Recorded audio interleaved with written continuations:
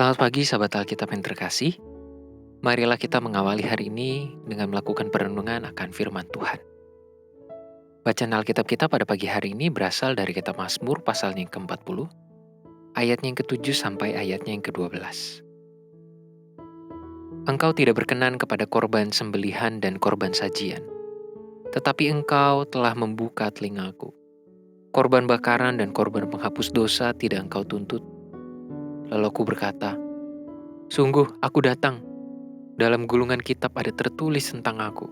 Aku suka melakukan kehendak-Mu ya Allahku. Taurat-Mu ada dalam dadaku. Aku mengabarkan keadilan dalam jemaah yang besar. Bahkan tidak kutahan bibirku.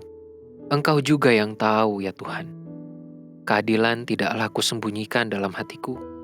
Kesetiaan-Mu dan keselamatan daripadamu kubicarakan. Kasih-Mu dan kebenaran-Mu tidak kudiamkan. Kepada jemaah yang besar. Engkau Tuhan, janganlah menahan rahmat-Mu daripada aku. Kasih-Mu dan kebenaran-Mu kiranya menjaga aku selalu.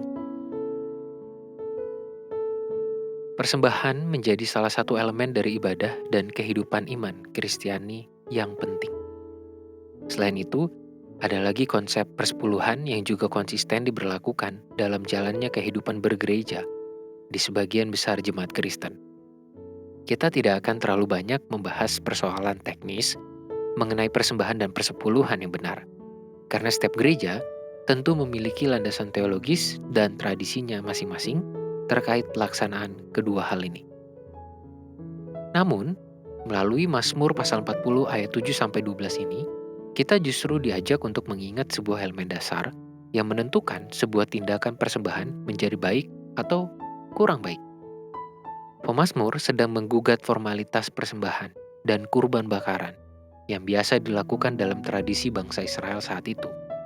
Tidak sedikit tindakan persembahan dan pemberian kurban yang tidak dilandasi oleh hati yang tulus.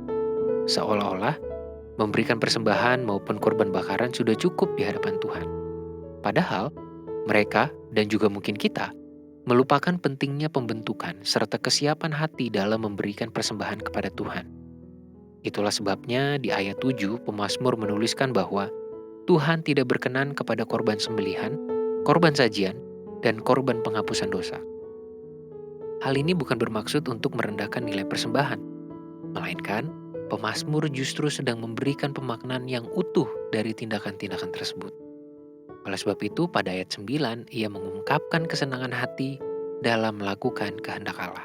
Dengan kata lain, pemazmur mau mengatakan kepada pembaca dan pendengar lantunan mazmurnya bahwa persembahan kepada Tuhan perlu didasari oleh hati dan hidup yang diarahkan secara utuh kepadanya. Sahabat Alkitab, hari ini kita diajak untuk menggumuli dan mengevaluasi setiap tindakan persembahan maupun persepuluhan yang telah lama kita lakukan. Apakah semua itu kita lakukan dengan keutuhan iman antara tindakan seremonial dengan tindakan keseharian? Apakah setiap persembahan yang kita bawa ke ruang-ruang ibadah juga diimbangi dengan perilaku hidup yang sesuai dengan kehendak Tuhan? Roh Kudus membentuk hati kita dan kehidupan kita sebagai persembahan yang sejati untuk Tuhan. Marilah kita berdoa. Ya Tuhan, inilah diri kami, inilah hati kami. Dengan segala hal yang kami miliki, kami ingin memberikan seluruh kehidupan kami sebagai persembahan yang hidup, yang sejati, dan yang harum di hadapan Tuhan. Biarlah semua persembahan yang secara seremonial kami lakukan di gedung-gedung gereja, persepuluhan yang kami berikan, itu juga diimbangi dengan tingkah dan perilaku kehidupan kami. Melalui cara kami berelasi dengan orang lain, melalui cara kami memperlakukan alam ciptaan Tuhan. Sehingga semua itu boleh terjadi dalam sebuah keutuhan, sikap, perilaku hidup, dan hati yang tertuju kepada Tuhan. Hanya di dalam nama Tuhan kami Yesus Kristus, kami mempersembahkan kehidupan kami. Amin.